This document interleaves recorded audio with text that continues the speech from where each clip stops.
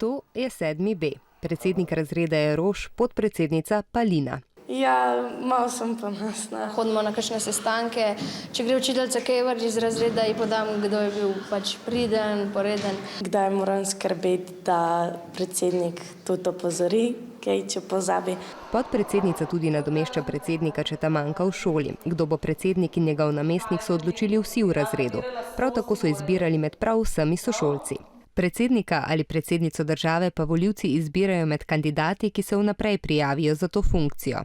Podpredsednika v Sloveniji nimamo. Če predsednik svoje funkcije dolgo ne more opravljati, ga nadomešča predsednik Državnega zbora. Smo se pogovarjali o tem, kaj mora imeti predsednik, tudi pred poukom po skupinicah, pa tudi razredničarka je omenila nekaj stvari. Predsednik razreda je zame tisti, ki recimo učence da med konfliktom narazen. Meni se zdi, da bi predsednik mogel imeti lastnosti, kot so prijaznost, organiziranost. Volitve predsednika v 7B so bile anonimne, preštevanje glasov pa javno. Volitve so včasih tudi malo naporne pa stresne. Vsi neki povprek govorimo pa kričimo. Punce je bolj za punce, glasujemo fante pa za fantje. So bili fantje neki proti puncem, ampak v redu.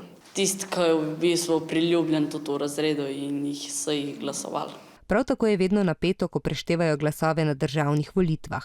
To počne posebna volilna komisija. Da nekdo zmaga na predsedniških volitvah, pa mora zanj glasovati več kot polovica tistih, ki pridejo na volišče.